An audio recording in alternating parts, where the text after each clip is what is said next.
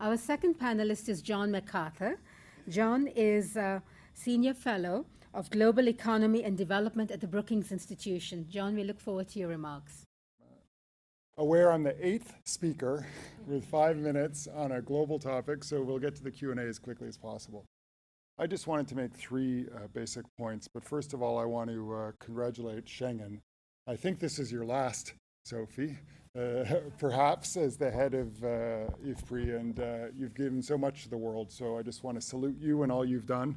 So thank you, Schengen, for all that you've done.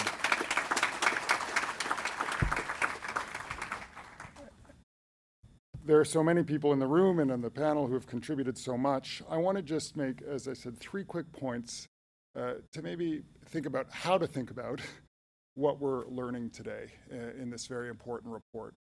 The first I would say is the big puzzle.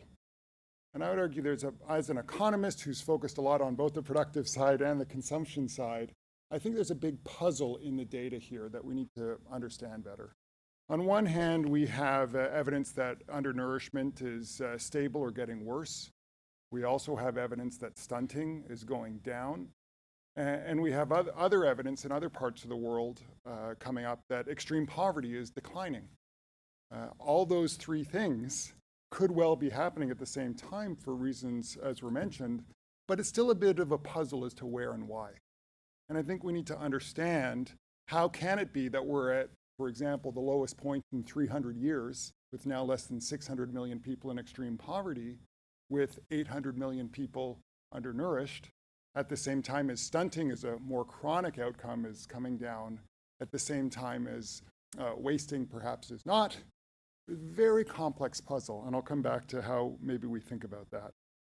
Ultimately, I would argue we're dealing with challenges of poverty, some of which are a product of low productivity, but a lot of them are challenges of literally the ability to access safe sources of quality food every day. But the second point I'd like to make is that I think as we talk about these sustainable development goals, I've been coming to the conclusion we need to be thinking of the 3 Ps of the specific development goals.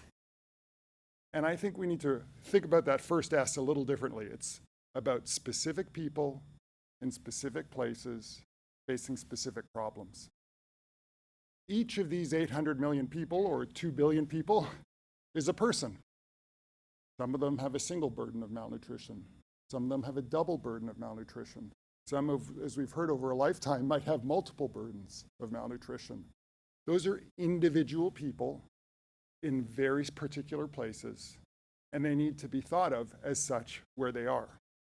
That matters because if we look at, for example, undernourishment, stunting, wasting, there are roughly 8 countries that account for half the problem in the world in 2030 if the trends keep going as they are, based on a study we did last year. Places like Nigeria, India, DRC, Pakistan, China, Indonesia, Uganda, Ethiopia. In the advanced economies, as this report points out, we're still somewhat stuck at roughly 10% food insecurity year after year without change. Those are specific people in specific places facing a specific problem. On the children overweight, which is a very worrisome trend, for which the economic consequences will be extraordinary for many generations to come unless we bend those curves. The 5 countries that will account for half the world's problem on business as usual, whatever that means these days, Nigeria, India, China, Indonesia, and the United States. So these are global issues, but they're very specific ones too. So how do we think about what next?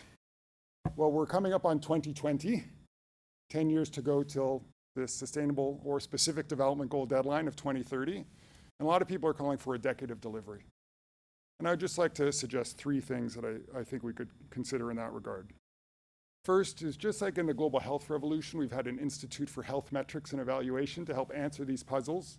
I actually think we need an Institute for Food Metrics and Evaluation to debate these data, to hash out the arguments, to support the public decision makers.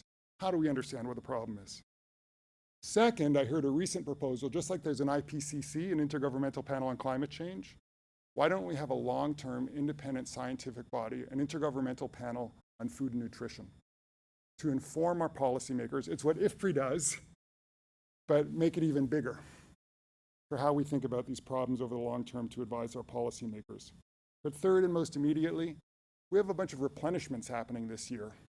For IDA, the World Bank's concessional lending arm, the Global Fund to Fight AIDS, Malaria, the Global Alliance for Vaccines and Immunizations, many, many replenishments. It's the so-called mega replenishment year. Each of those can answer the specific question: how is the issue of ending hunger, undernourishment, malnutrition going to fit into their country-level programs in each program?